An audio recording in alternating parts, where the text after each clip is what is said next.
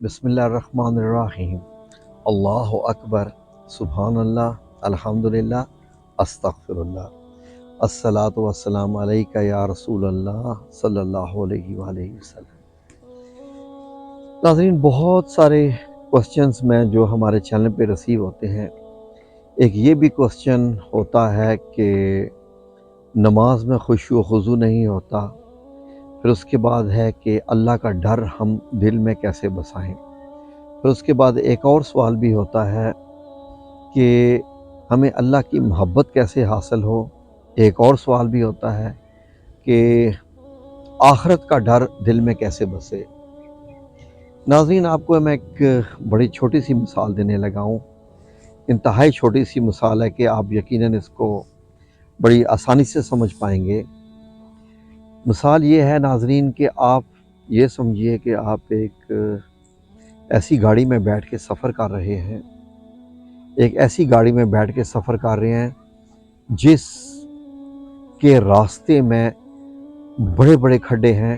اور جب اس کھڈے میں گر جاتا ہے جو کوئی تو وہ واپس اٹھ نہیں پڑتا، وہیں پہ اس کی اخیر ہو جاتی ہے۔ تو اس چیز کو اپنے ذہن میں رکھیے آپ لوگ کہ جب آپ اس کھڈے میں گر جائیں تو وہاں سے واپسی کا کوئی امکان بالکل نہیں ہے، اور جو اس میں گر جائے وہ ہمیشہ کے لیے گر جاتا ہے۔ یہ جو میں آپ کو کھڈے بتا رہا ہوں، اس کھڈے سے مراد جو ہے وہ ناظرین ہماری موت ہے۔ ناظرین، بات یہ ہو رہی تھی کہ جب آپ سفر کر رہے ہوں، ایک ایسی بس میں بیٹھ کے سفر کر رہے ہوں، آپ کو بتا رہا تھا کہ جہاں پر سڑک میں کوئی ایسے کھڈے ہوں جن میں ایک بار جو گر جائے وہ دوبارہ کبھی زندگی میں اٹھ نہیں سکتا۔ تو ہم بھی سفر کر رہے ہیں، آپ لوگ بھی سفر کر رہے ہیں، ہم سب جتنے بھی اس دنیا میں ہیں اس قسم کے ہم ٹریک پہ سفر کر رہے ہیں جس کا اینڈ کسی وقت بھی ہو سکتا ہے۔ یہ گاڑی چلتی جا رہی ہے، اس کی کوئی بریک نہیں ہے، اس کو کوئی ہم پاس یعنی روک نہیں سکتے، یہ جب تک چلتی رہے جب تک چلتی رہے، اور کب کھڈے میں یہ گر جائے اور اس کے بعد اس کے اوپر آپ کے اوپر ہمارے اوپر جو بھی کوئی مٹی آ کے ڈال دے، یہ بھی خوش قسمتی ہے کہ جس کے اوپر مٹی بھی نصیب ہو جائے۔ یہ چیز اپنے ذہن میں رکھیے کہ یہ سفر کبھی بھی اینڈ ہونے والا ہے کسی موقع پہ بھی، اور اس گاڑی کو آپ نہیں چلا رہے، یہ گاڑی خود بخود چل رہی ہے۔ سب سے بڑی بات، اس گاڑی کو آپ نہیں چلا رہے۔ جس طریقے سے میں اکثر آپ کو بتاتا ہوں کہ دل کی دھڑکن کس وقت انسان کی بند ہو جائے کچھ بھی نہیں کہہ سکتے، کب آپ کے دل کی دھڑکن بند ہو جائے، کب یہ سانس بند ہو جائے۔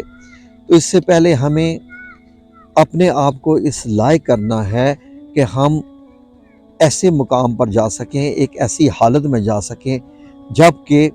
ہماری اللہ سے ایک خوشیوں والی ملاقات ہو، ہماری اللہ سے خوشیوں والی ملاقات ہو، اور یہ ملاقات تب بھی اچھی ہوتی ہے جب دو دوست آپس میں مل رہے ہوں۔ دیکھیے، ملاقات تو دوستوں میں ہوتی ہے نا، اسی لیے میں ہمیشہ یہی کہتا ہوں کہ اللہ سے دوستی کیجیے۔ جتنی آپ اللہ سے دوستی کریں گے یہ ملاقات ایک خوشیوں بھری ملاقات بن جائے گی، کیونکہ ان الینا ایابہم ثم ان الینا حسابہم،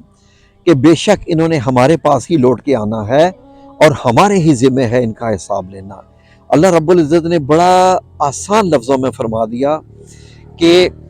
انسان نے مرنے کے بعد میرے پاس ہی لوٹ کے آنا ہے، کیونکہ اللہ کو معلوم ہے کہ وہی مالک ہے، وہی خالق ہے، اور مرنے کے بعد تمام روحوں نے اللہ کو ہی جواب دینا ہے۔ کوئی اور ایسی جگہ نہیں ہے کہ آپ بچ کے جا سکیں یا کہیں سے۔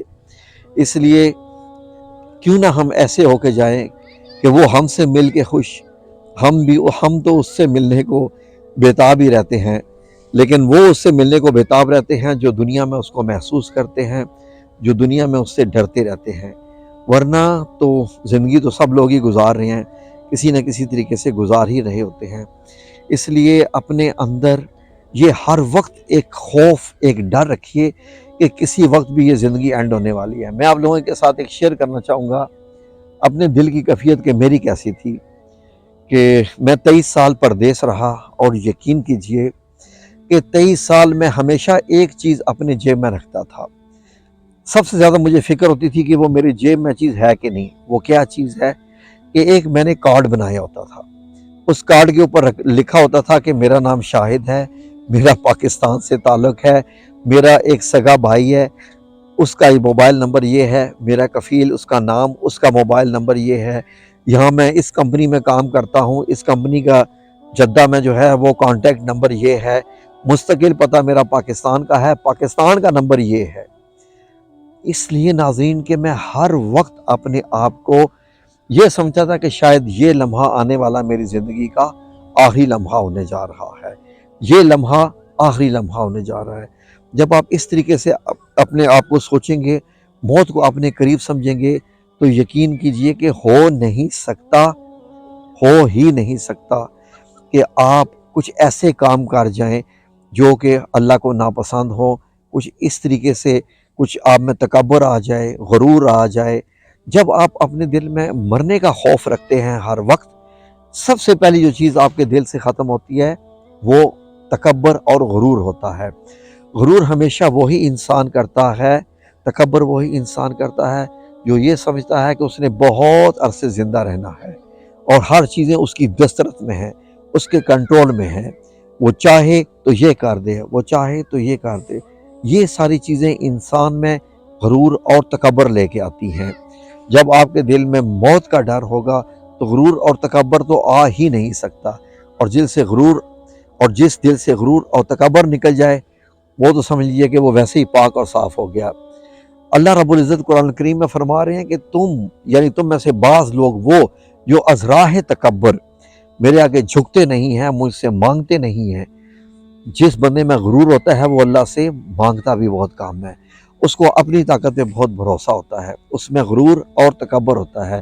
جس بندے میں غرور اور تکبر نہیں ہوتا وہ ہمیشہ اللہ کے آگے جھکا رہتا ہے، دعائیں مانگتا رہتا ہے اور ہر وقت اللہ سے پناہ مانگتا رہتا ہے۔ یہ ساری چیزیں جو ہیں اگر آپ کے دل میں آ گئیں تو سمجھ لیجئے کہ آپ انشاءاللہ باذن اللہ تعالیٰ فلاح پا گے اور اللہ رب العزت کے آپ خاص بندوں میں شامل ہو جائیں گے انشاءاللہ۔ دعا میں یاد رکھیے گا، ملیں گے ایک اور ویڈیو کے ساتھ۔ آمین یا رب العالمین برحمتک یا ارحم الراحمین۔